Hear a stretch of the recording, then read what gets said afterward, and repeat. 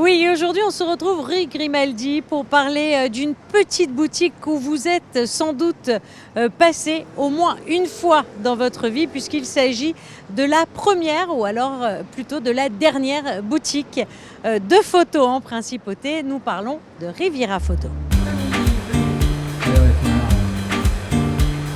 Ce lieu a toujours été donc ici en fait, et ça a été créé par la famille Tourné, donc en 1923. Ça a duré jusqu'en 1970, je pense. Après, il y a eu la famille Badia. On a commencé ici en tant qu'employé, en fait. Voilà, donc on a fait tourner la boutique par rapport à notre associé on s'est associé par la suite avec la personne qui était notre employeur. C'est François qui est arrivé ici en tout premier.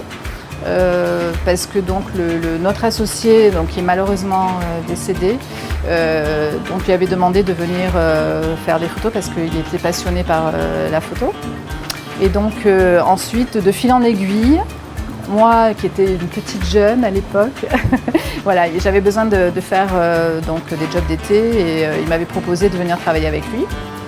Et ce qui fait qu'après, j'ai tellement adoré l'ambiance, la diversité du travail, faire les photos, le studio, enfin tout ça. Donc du coup, je suis restée de 1990 à de nos jours. Voilà, c'est nous. 33 ans que cette collaboration dure. Qu'est-ce que vous proposez justement à la clientèle?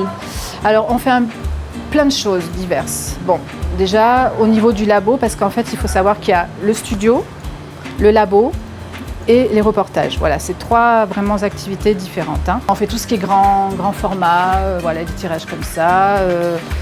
On vend du matériel, des cadres, des albums. Voilà, ça c'est la partie labo. Ensuite, il y a la partie studio.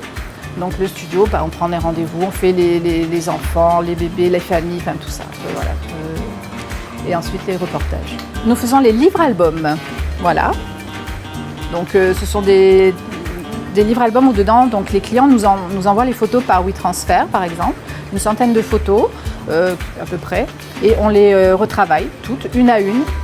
Voilà, ce qui fait que le livre-album après reste vraiment très très bien. On fait tout ce qui est identité. Alors là, il y a pas mal de diversité au niveau de la population, donc du coup on fait tous les visas, les différents passeports, enfin voilà, il y a je ne sais plus combien de nationalités. On est constamment en train d'étudier les nouvelles normes, tout ça on les connaît vraiment par cœur. Parce que nous, avec les 130, 140 normes différentes qu'on a au niveau des formats, toutes les ambassades envoient chez nous pour des raisons non pas pour des raisons de monopole, pour des raisons d'acceptation. Chaque pays a sa touche différente. L'Allemagne, il faut mettre les yeux plus haut.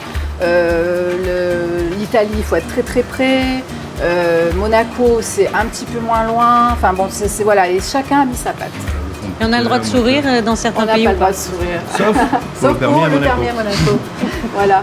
Donc en fait, les gens sont contents parce que quand on leur dit « vous pouvez sourire », ils sont ravis. Voilà, parce qu'à force de leur dire « ne souriez pas », bon, c'est vrai qu'ils aiment bien la joie, la bonne humeur. Donc voilà, le permis monégasque permet encore de sourire. Studio photo, reportage, création numérique, album photo ou encore tout simplement photo d'identité. Vous l'aurez compris, cette petite boutique à tout d'une grande, elle vient de fêter ses 100 ans d'existence.